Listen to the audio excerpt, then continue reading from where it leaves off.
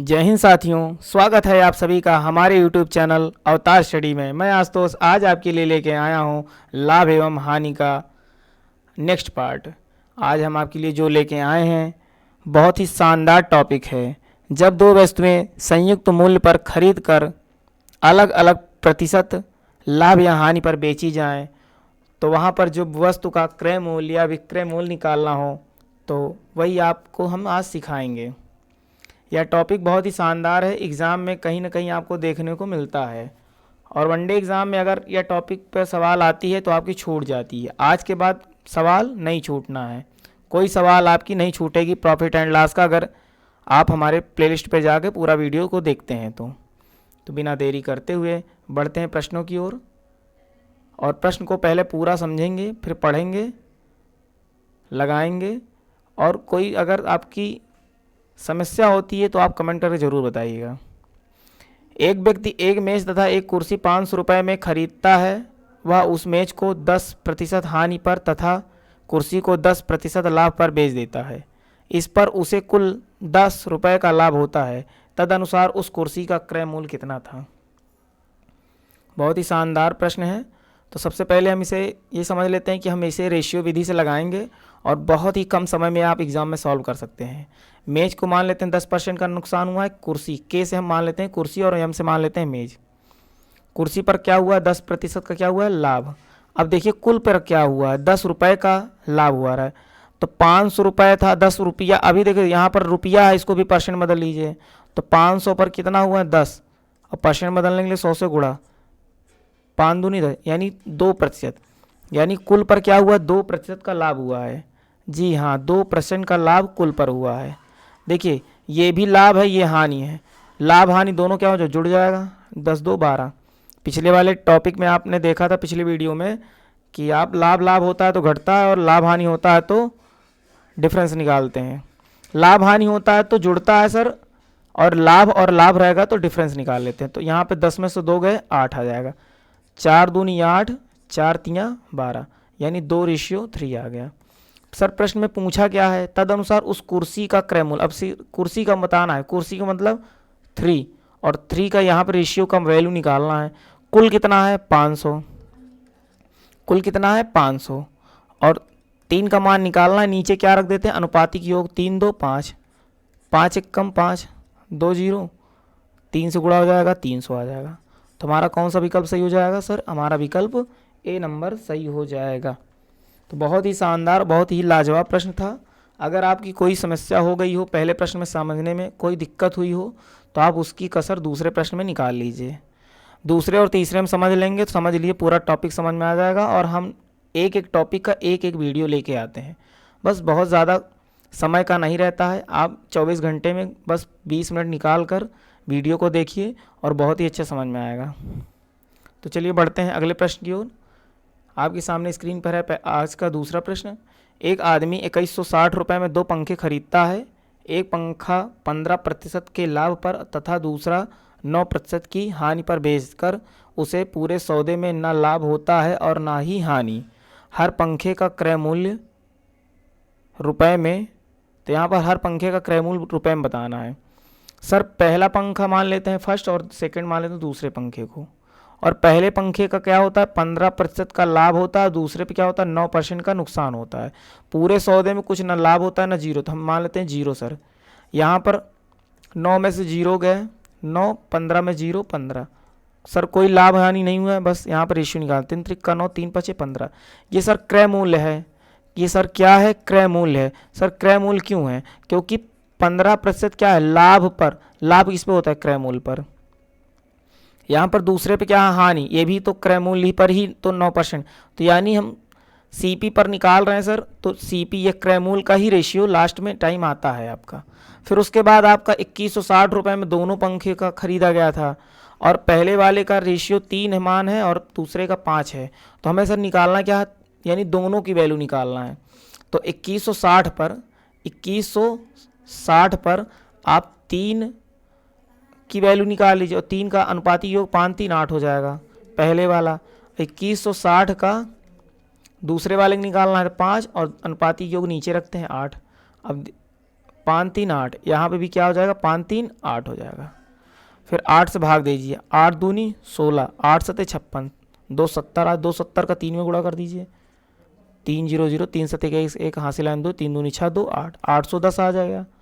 यहाँ पर भी 270 ही आएगा, काटने पर गुणा करने में कितना आ जाएगा सर 1350 आ जाएगा। तो हमारा कौन सा विकल्प सही हो जा रहा है? विकल्प हमारा सी नंबर सही हो गया। बहुत ही शानदार प्रश्न है। सबसे पहले बस रेशियो निकालना है, फिर उसके बाद आपका क्रय मूल्य की वैल्यू अलग अलग निकाल लेना है। ये 3 का और 5 का मान निकाल लीजिए, जो पूछा है वही निकाल लीजिए।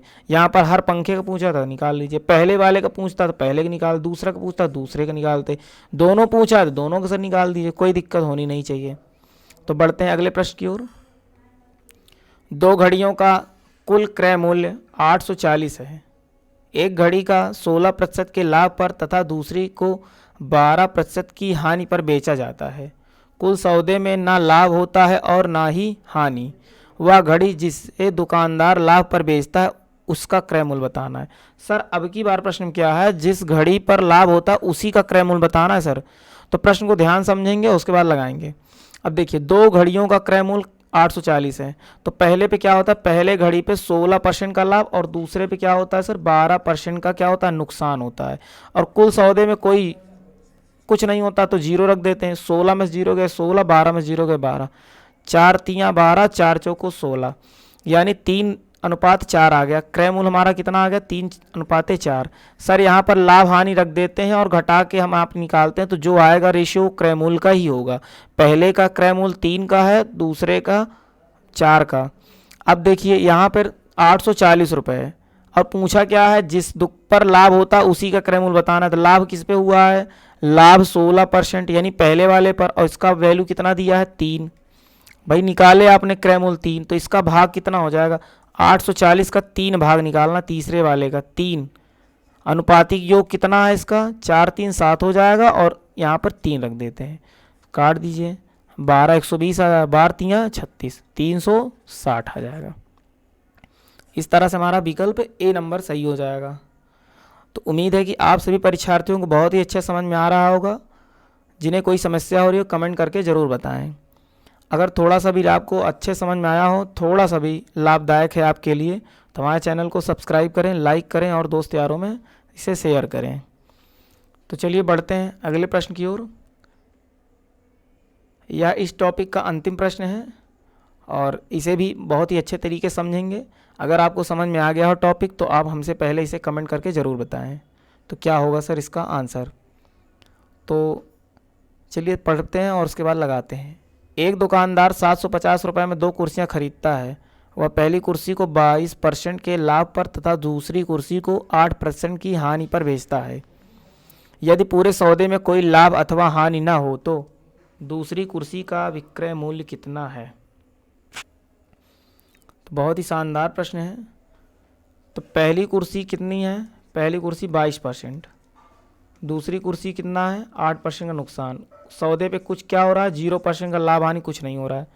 तो 22 में 0 गए 22, 8 में 0 गए 8, 2 चौको 8 यानी 4:11 आ गया क्रय मूल्य हमारा। अब पूछा क्या है प्रश्न में? सर पूछा क्या है? यदि पूरे सौदे में कोई लाभ अथवा हानि नहीं होता दूसरी कुर्सी का विक्रय मूल्य बताना है। सर दूसरी कुर्सी का विक्रय मूल्य, ये तो क्रय मूल्य का रेशियो है, तो पहले तो क्रय मूल्य का मान निकाल लीजिए। भाई ये 4:11 क्रय मूल्य का रेशियो है, क्रय मूल्य का अनुपात है। हमें पूछ क्या रहा है? विक्रय मूल्य। तो पहले तो जान लेते हैं क्रय मूल्य है कितना, और दूसरे का पूछ रहा है इसलिए दूसरे का ही केवल निकाल लेते हैं। तो 750 में 11 का जो अनुपात है, यहाँ पे 4:11 में 11 का मान निकालते हैं, दूसरे वाली कुर्सी का क्रय मूल्य। तो 11 और अनुपातिक योग 15 हो जाएगा। 15 पचे 75, 50, 11 पचे 55, यानी वस्तु को दूसरी वाली कुर्सी है उसे 550 रुपये में खरीदा गया है और दूसरी कुर्सी का अब विक्रय मूल्य निकालना है। चलिए सर दूसरी कुर्सी का विक्रय मूल्य निकालें।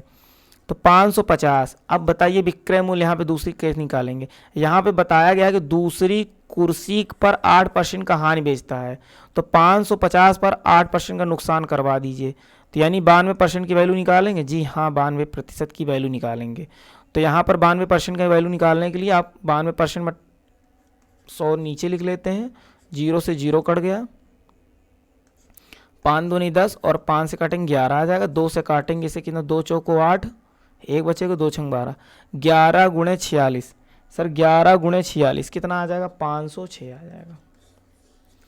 अब देखिए हमारा कौन सा विकल्प सही हो रहा है, विकल्प हमारा बी सही हो रहा है। बहुत ही शानदार और बहुत ही लाजवाब प्रश्न था। उम्मीद है कि आप सभी को बहुत ही अच्छे समझ में आया होगा। इस तरह के प्रश्न एग्ज़ाम में बहुत ही देखने को मिलते हैं। वनडे एग्ज़ाम में अगर आप इस तरह का प्रश्न आ जाता है, आप सोचते हैं कि बहुत बड़ा प्रश्न है, आप इसे छोड़ देते हैं और लगाते भी नहीं हैं क्योंकि टाइम ज़्यादा लगेगा। अब देखिए इस तरह से अनुपात से आप निकालेंगे तो इसमें कोई दिक्कत नहीं होगी। देखिए क्रय मूल्य पर 22% का लाभ हो रहा है, दूसरी पर 22% की 8% की हानि हो रही है। यहाँ पर हम जो रेशियो निकलता है वो हमारा क्रय मूल्य का होता है। अब अलग अलग कुर्सी का आप क्रय मूल्य निकाल लीजिए। अलग अलग कुर्सी के ये 750 कुल है और 4:11 का मान तो निकाल लीजिए। फिर अलग अलग रेट जब आ जाने के बाद अब उस पर क्रय मूल्य पूछा है तो क्रय मूल्य आप जिसका पूछा, पहला का पूछा हो तो पहला का, दूसरा को पूछा हो तो दूसरा निकाल लीजिए। अगर विक्रय मूल्य हुआ है, विक्रय मूल्य पहले का पूछेगा तो जो विक्रय मूल्य उस पर 22% का लाभ निकाल लीजिए, नहीं 122% कर दीजिए। दूसरे पर 8% का नुकसान हुआ है तो फिर 8% क्या 92% की वैल्यू निकालते हैं। अगर थोड़ी सी भी समझ आ रहा हो तो ठीक है, अगर नहीं आ रहा है तो आप वीडियो के ये छोड़ दीजिए वीडियो को और आप हमारे चैनल के प्लेलिस्ट पर जाइए। वहाँ पर प्रतिशत मैथ वाले प्लेलिस्ट में आप जाएंगे, वहाँ पर प्रतिशत पढ़ाया गया है। अगर आप प्रतिशत का पूरा वीडियो देख लेते हैं फिर लाभ हानि का पूरा वीडियो देखते हैं तो बहुत ही अच्छे समझ में आएगा, कोई आपकी समस्या नहीं होगी। तो चलिए यहीं पर वीडियो को ओवर किया जाता है। बहुत बहुत आप सभी का धन्यवाद। जय हिंद।